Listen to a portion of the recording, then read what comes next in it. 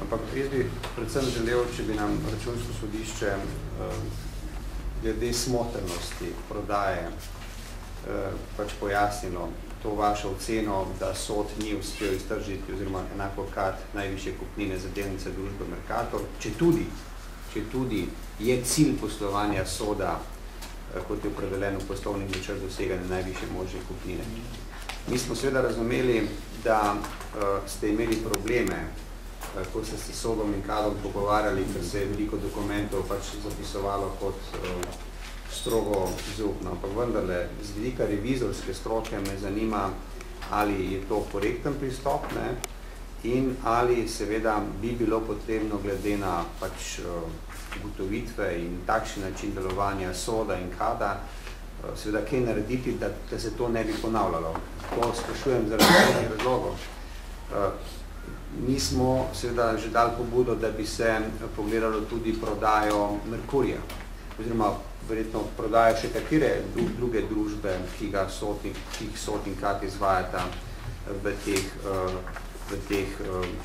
tem obdobju, da tako rečem, vladavine Janeza Janše in pač kolegov in kolegic, ki na tem delajo, pa očitno imajo svoje razumevanje izpolnjevanja ciljev, ki so zastavljene. Kaj narediti, da bi sod in kad delovala tako, kot zahteva, če se jaz ne motim, še vedno statut soda, torej, da se spoštuje zakon o javnih financah, da se išče več ponudnikov.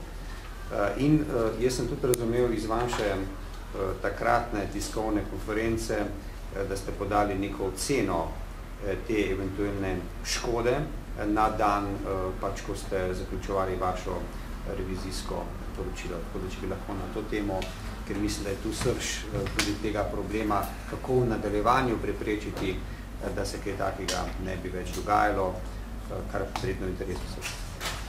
Torej predlagam, da kar sprotno odgovarjamo, a pa odgovarjate na vprašanja predsednik Računskega sodišča, gospod Šoltes. Hvala. Torej, kot smo že podarili, je Računsko sodišče slabo so ugotovilo, da postopek prodaje bi vodil na način, ki bi zagotavljal doseganje cilja najvišje kupnine.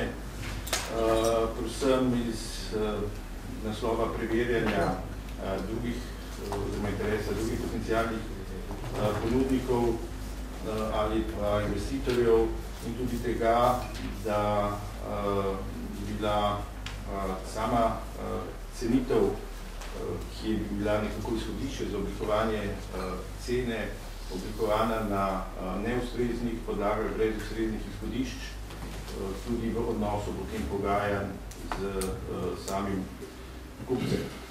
Tisto, kar je znašel se mi tudi očitek nezagotavljanja najvišje možne kupnine, je tudi vsaj po zagotovilih obeh revidirancev, nesodelovanja obeh revidirancev pri prodaji, se pravi, po našem mnenju bi lahko boljši učinek bil dosežen, če bi si oba revidiranca prizadevala k skupni prodaji, po našem mnenju bi bil lahko dosežen boljši efekt. Res pa je, da kljub temu pa vse kaže, da je pa to med samo prodajo bilo usklajeno delovanje obeh družb, predvsem glede primerjave obeh pogodb, ki sta praktično identični glede pogojev, glede glasovanja, glede samih bistvenih podatkov. Kar se tiče naše ugotovitve o vrednosti oziroma o oškodovanju, smo posebej poudarili, da bi bilo mogoče šele na podlagi izvedenih postopkov pridobivanja ponudb na enega izmed javnih in preglednih postopkov prodaje, v kateri bi lahko sodelovali vsi zainteresirani ponudniki, opredelili tudi dejanski znesek nedoseganja cilja. Povedali pa smo tudi to, da sta kad in sod prodala za 1.147.950 delnic, kar smo prevedli, da pomeni, da bi za vsakih 4,17 evrov više prodajna cena za delnico predstavljala 4,8 milijonov evrov večjo kupnino. Vse to je vse hipotetično ob predpostavki vsega tistega, kar smo še vedno prvi ponavljali. Mi nismo ugotavljali višino poškodovanja, pač pa očitek gre predvsem na, če rečem, neučinkovitost, neustreznost glede samega postopka in umanjkanje, če rečem, transparentnosti, kar bi seveda lahko in mora pričakovati.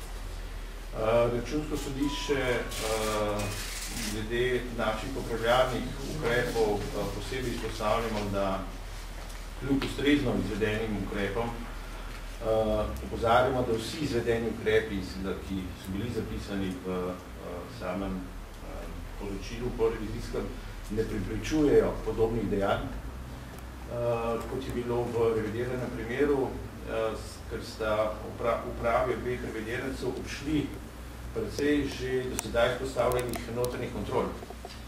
In nepravilnosti in nesmotrnosti pri prodaji premoženja lahko tako prepreči le ustrezno ravnanje po našem mnenju nadzornih organov, se pravi nadzornih svetov in upravnih odborov, ki morajo nadzirati delo uprav, ne pa seveda jim zaupati samo na besedo in tukaj seveda ustrajamo, da torej ta nadzor potrdi tudi osnovno poslanstvo ali pologo nadzornih inštitucij v samih revidirancih, v tem primeru v Kazenski sod.